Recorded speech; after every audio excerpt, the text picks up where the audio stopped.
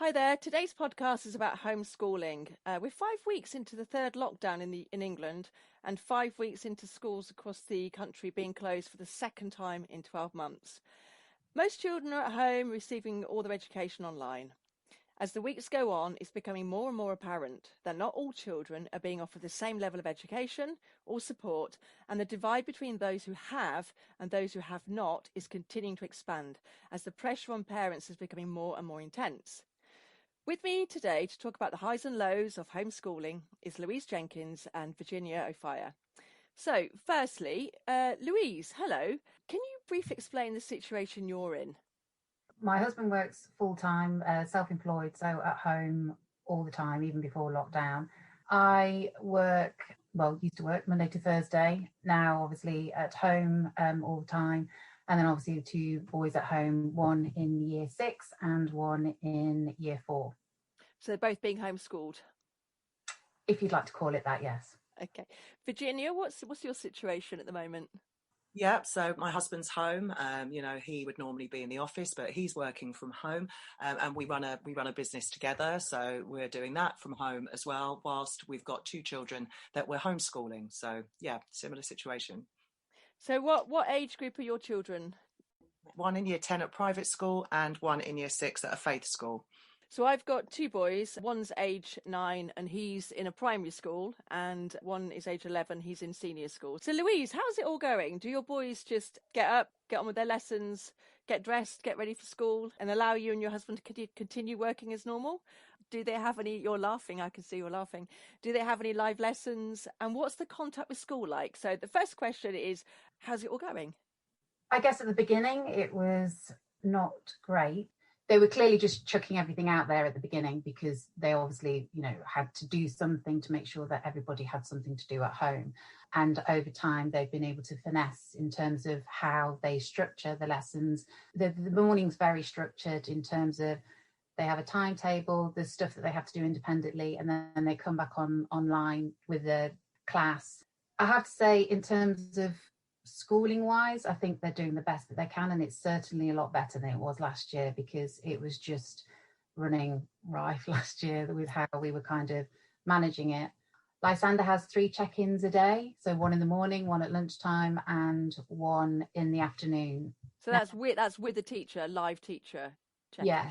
Yes, and they tend to be about roughly about the one at lunchtime is literally just to register and just a quick chat. But the one in the morning is kind of, this is what, you should do for the day, and sort of kind of sets the mindset of what they should be doing, and then kind of go over the work that they've done in the morning to discuss. It is much better. I guess the challenge is trying to work at the same time whilst doing this.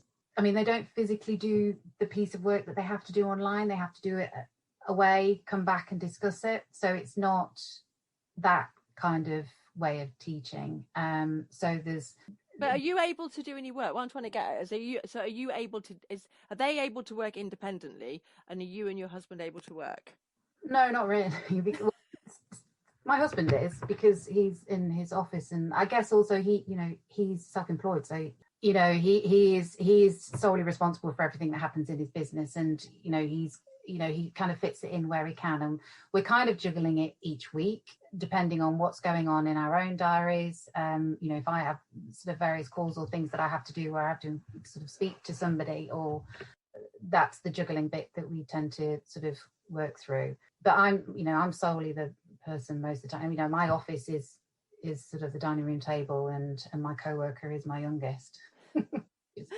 Virginia, what's the situation? You said you and your husband work from home, and your husband's normally in the office. So you've got 2 boys working from home. So yeah, do you want to just talk us through your kind of schooling day? How successful is it? Yeah, well, Tyler is the oldest, and he's literally, it feels like to me, he's actually going to school. He's at a private school. He has to be there at 8:40 in the morning, and he's taken care of all throughout the day. It's live lessons. He has 5 minutes in between each lesson. They're fully engaged. I'll pop in. He does it all from his bedroom. I'll pop in from time to time, and it's wonderful. He's literally at school, and He just gets on with it. We'll get emailed if there's a bit of homework or whatever that's not actually been done, because he actually gets homework as well. So it's not just doing the work, there's homework on top of that. But he's taken care of. It's brilliant. I've got nothing bad to say about that at all. And it's a completely different sort of ball game, really, with my child in year 6. So he's with in a state school, and he's checking in with his teacher for 15 minutes a day. We've kind of got more of a format now in that it's the full class on a Monday morning. And just for a 15-minute sort of check-in, and then they don't have a smaller group. That's what happens for the rest of the week. He's sort of got a lunchtime meeting. He's there at sort of 1:40, and then there's 5 others. So there's only 6 of them. But again, it's just 15 minutes, and it's really just a sort of a rough check, just see if they know where they're up to, what they've been doing. Sometimes he says to me, "Oh, I've played a game," or whatever. There's no lesson really in real terms. There's not a lesson going on. We were given a Chromebook, which was great for Phoenix, but we're left to our own devices. That's how it feels to me, that we can get on and structure our day how we like, which is good, because I'm finding it quite challenging. I had actually asked the school whether the school was able to take my son. He's on the SEN register, but they don't have to take him, because that's not one of the actual requirements. So I'm finding it quite tough, actually trying to get him to do the work, trying to engage. We've tried different things. We're getting better. I'm making sure there's maths and English done. I mean, my main concern is that I don't want him to be falling behind, but I don't even necessarily feel like I'm actually even submitting any pieces of work, and no one seems to be asking me what's what. I'd like to do more online. We seem to be filling out a book. I'm probably still a little confused really as to what's going on, but there's a lot of offering. But we don't automatically do the afternoon lessons, just because I can't quite get around to doing it. It's quite stressful, and I do feel like he's suffering because of it. Are you managing to work from home at the same time? So, yeah. Is that going okay, the working for you? I do bits and pieces. I am able to sort of get little bits in, but my work, in actual fact, is fine, in that I can probably do a lot more in the evening. I can work it out myself. My husband has to do certain set hours, and he's at the table, he's at the desk, and that's that. So, home learning is on me only. My husband will take care of PE. Yeah. He'll go out and do the football and the other things, because actually PE is set on a Thursday afternoon and a Friday afternoon as lessons for the youngest, but he tends to have a PE lesson with Dad every day. But yeah, I'm finding it tough. I think with my situation, so my 11-year-old is similar to your eldest. He's not in a private school. He's in a faith school, a state faith school, like you say, he may as well be at school. He logs on at 10 to 9. If you don't log on, it's considered truancy, and they're back-to-back lessons. The lessons are taught as in they would be in school. They do give the kids an enrichment day or an enrichment afternoon to do other things, which tends to mean go and trash your mum's kitchen and use her cooking stuff and bake loads of stuff, or or just go and play some sport. So there's very much an acknowledgement with them that this could be quite intense. I mean, I'm finding if I do a Zoom meeting for an hour with headphones on, that's quite intense. So if you did lessons all day long, so his schooling is taken care of. My youngest, we get 3 recorded lessons. We got a timetable for the week. We go on to Monday. We watch Monday's English, and then we do English. We watch Monday's maths. We do maths. We watch the next subject, which could be geography or religious studies. And I have to sit there and watch the lesson. And then, because I have to be aware of how to answer the questions on the lesson. And if I've not watched the lesson, I can't help my 9-year-old. And I keep saying to him, why can't you work independently? And he says, because it's more fun in class. I've got my school friends there, or we work in teams, or we work in a pair. So I don't think they're ever left to just work independently on their own completely.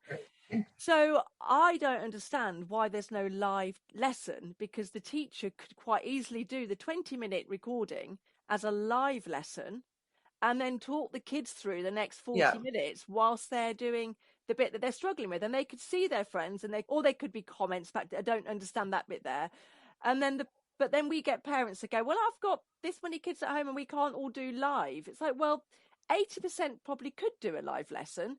So why don't you make that available to the 80% of people who want to do it, and the others who can't make it? Why don't you make that lesson available like you're doing already, and then they could just do it? Because I think our school said the flexibility of when you do your lessons is around parents trying to work. So if parents have got a meeting at 11 o'clock, then you could do, but that it means that you end up doing schoolwork all day long and it never gets finished. Or you say 5 o'clock, it's dark, you've just finished school.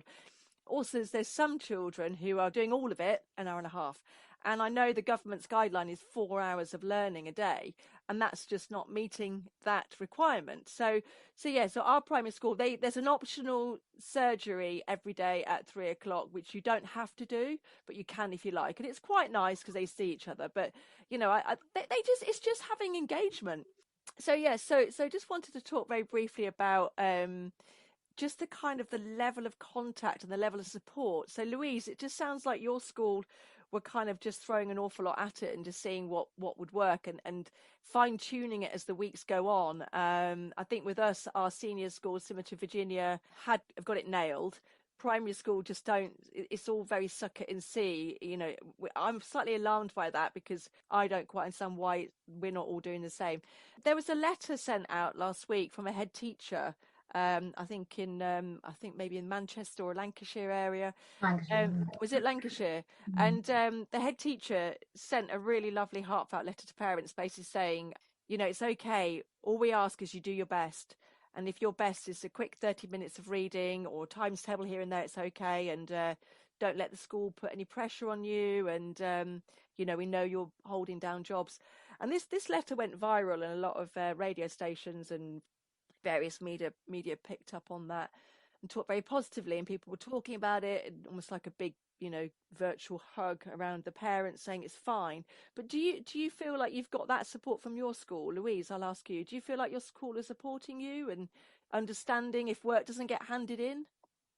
Yes, definitely. I mean, I guess it's more the pressure is on myself, I guess, and us as parents to make sure that they don't fall back as much as they're going to, because the reality is as well, though, if they don't do any schoolwork, exactly what are they going to do all day?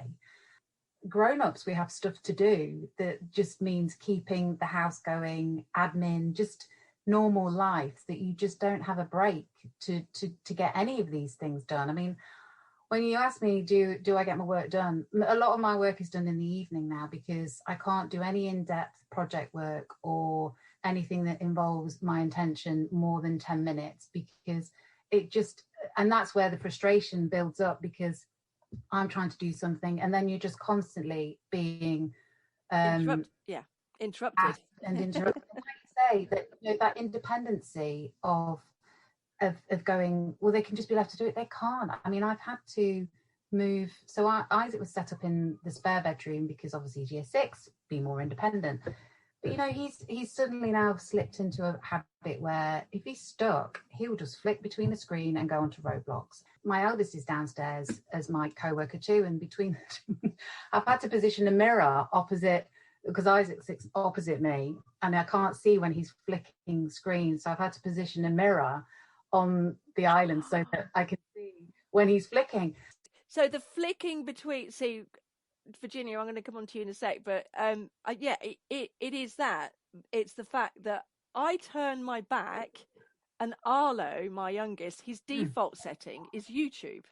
And if I go and jump in the bath, if I go out the room, he doesn't carry on watching the lesson or continue with the work. He waits for me to come back in. So then he watches YouTube. So yeah, it is, you've got to be, but I can't do anything other than cattle prod him all day long to get on with it. And it's boring because it's like, if he just got the lessons out the way in the morning, we could get it all done in 3 hours and then have lunch. We could actually go and do something nice in the afternoon. Whereas we end up getting to the point where he finishes work and it's dark.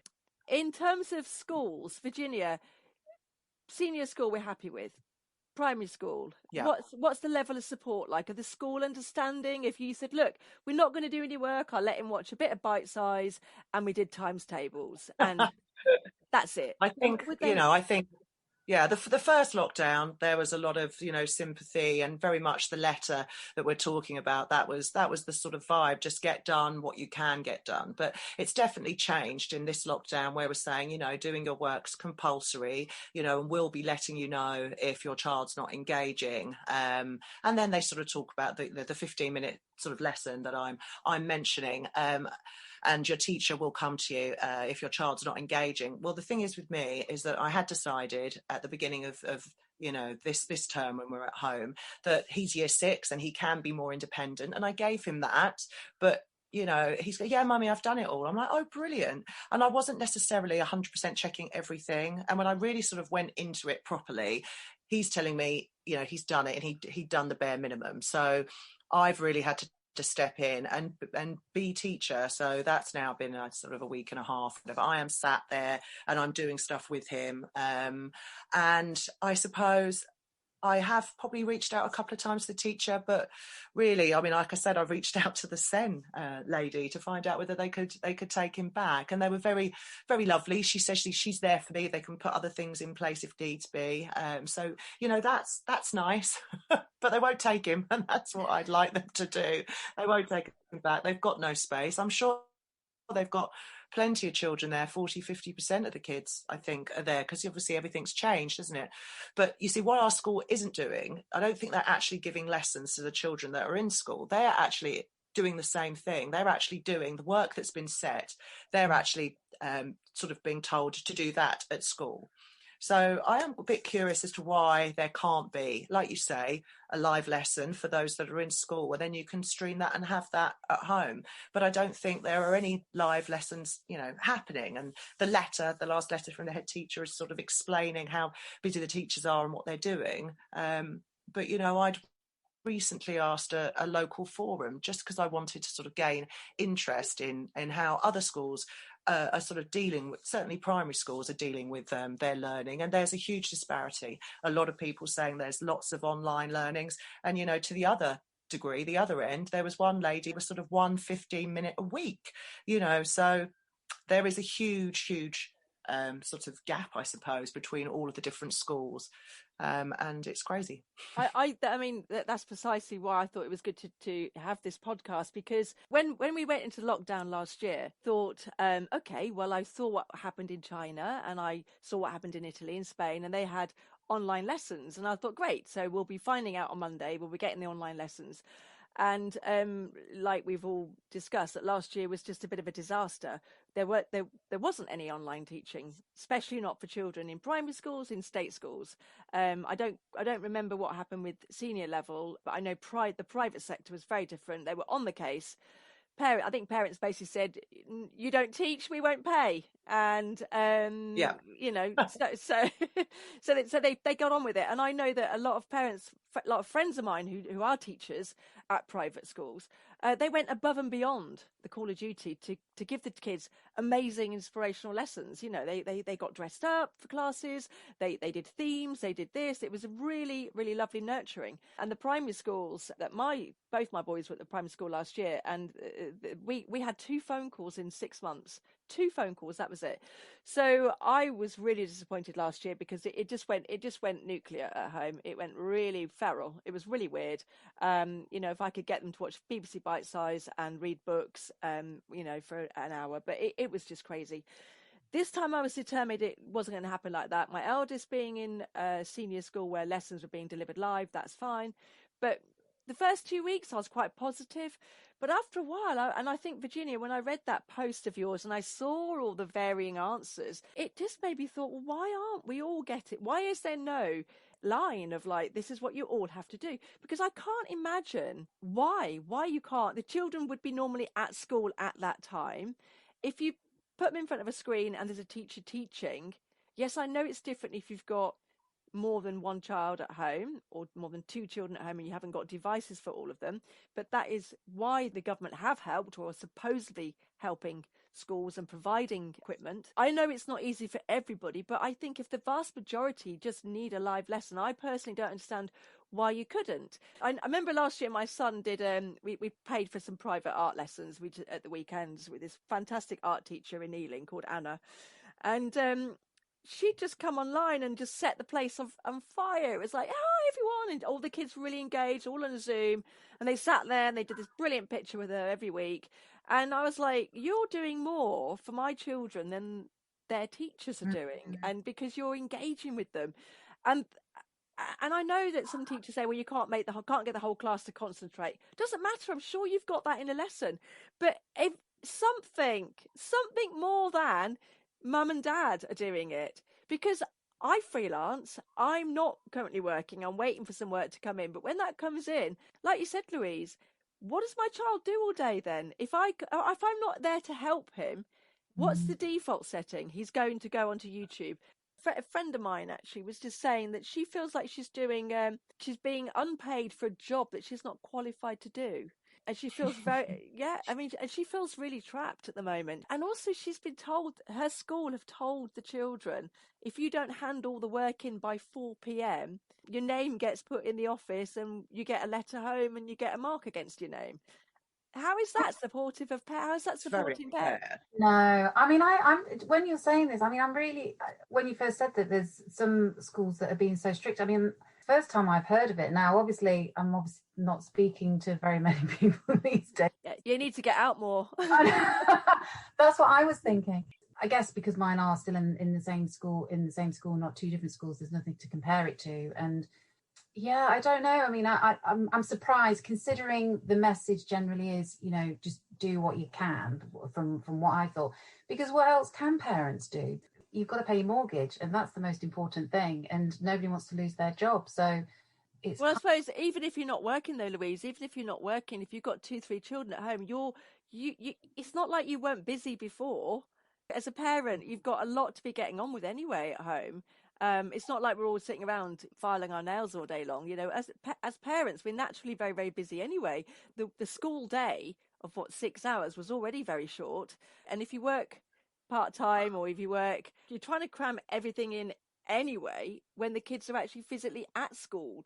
So having to try and do all that and work, or even not work and have your kids at home, I think it's just the pressure of, if you don't help your children, then they're not going to learn. And so you do, out of, you know, your conscience just says you've got, you know, you want to help your child. They're your children. You want them the best for them. You don't want them to get left behind. So if you don't help them, do they get left behind?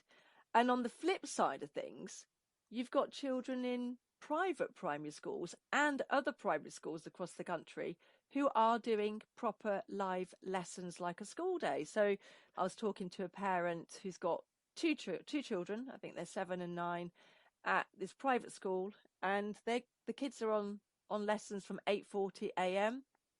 The eldest is pretty much getting on with it on his own. They're online with teachers right through to about 4 o'clock. The youngest needs a bit of help with like printing stuff out, pens drop on the floor, where's my ruler? That's about as much as the parent is getting asked, because they're online engaged with different teachers, their teachers, all day long. And they're getting a wonderful variety of lessons. We're just getting English and maths, geography, and a bit of RE, although they have put art in this week's. But this private school is getting, you know, they're getting art, music, French, Spanish, English, history, all online, and they're going to be leaping ahead. You know, somebody was saying to me, it better had not be the case that the have-nots need to catch up, because they haven't fallen behind, have they? They've just been left behind. What do you think of that, guys? What do you think of that, Louise? yes, I mean, there's always that sort of balance between private schools anyway and state schools, isn't there, in just the normal world, let alone with what's going on now. I think there's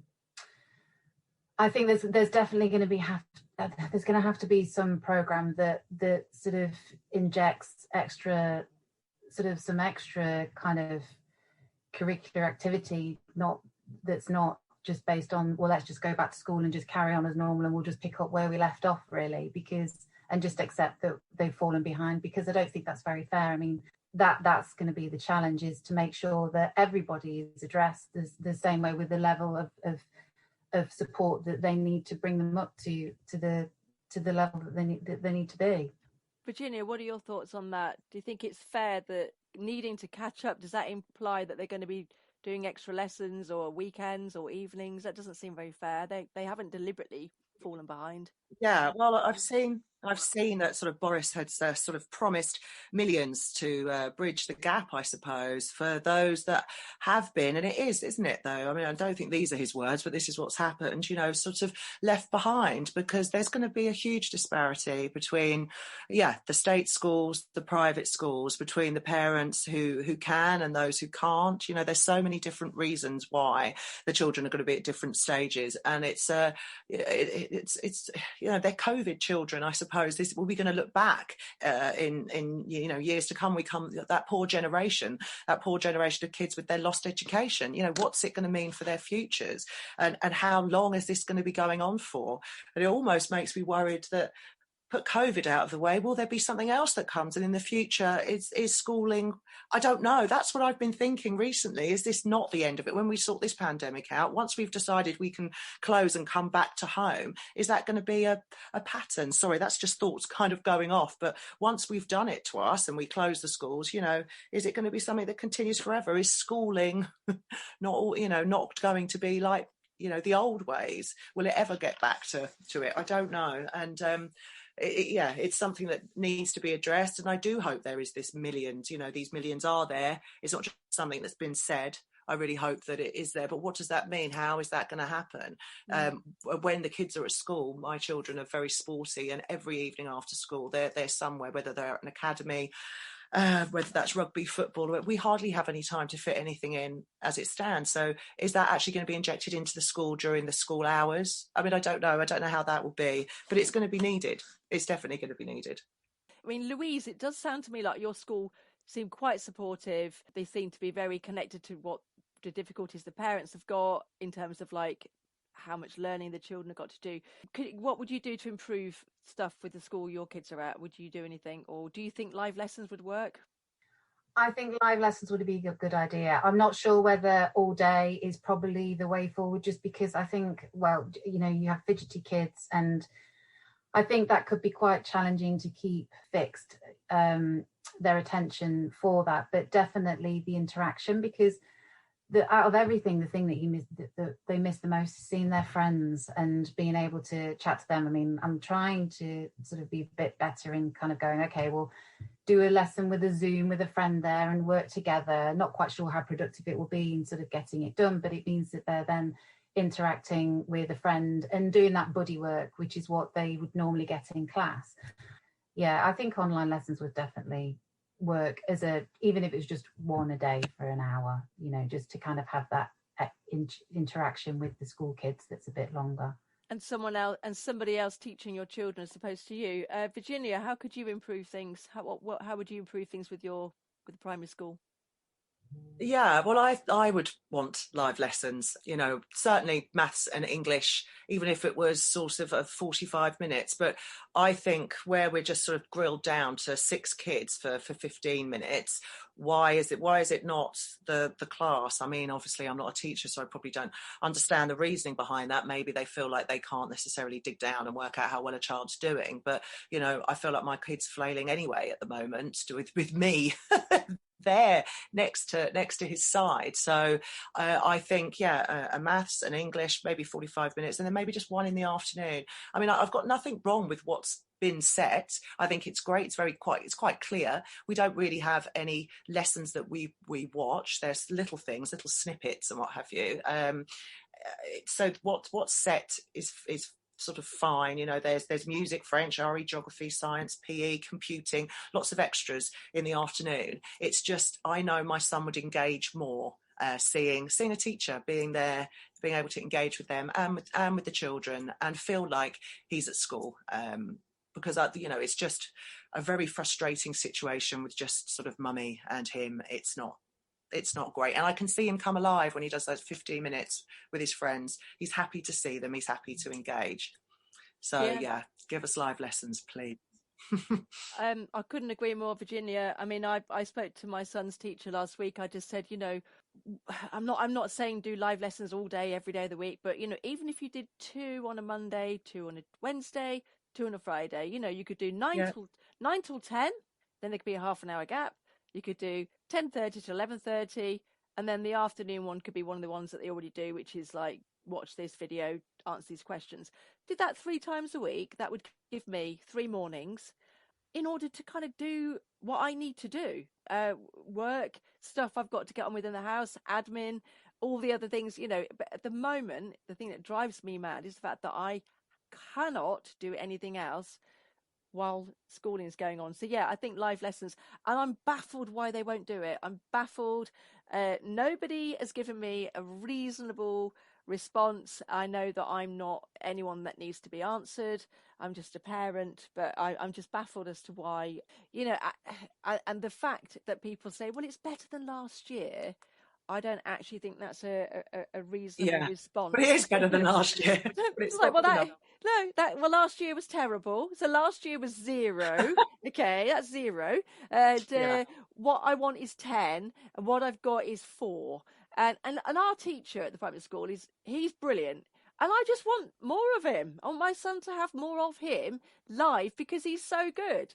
Not just a 10-minute recording. Anyway, ladies, thank you so much. I think we've covered everything. I just think there's some people going completely bonkers out there, and there's a lot of people who are in really, really bad situations, 5 or 6 kids at home, and they're really struggling, and they are going to get left behind. I do feel like, you know, I'm not in that position. I'm only having to homeschool one child because the other one's been taken care of with online lessons. There are a lot of people really struggling, and I really feel for them, and I just hope it's over sooner rather than later. And by saying that, it doesn't mean I'm being irresponsible about the virus and wanting to put people into harm's way. It's more of a just want my children back. As I say, it takes a village to raise a child, and right now we've lost access to the village, and we've lost access to the villagers, and they've just got us, and we're frankly quite boring for them, I think. Very true. Thank you. Thank you, Louise. Thank you, Virginia.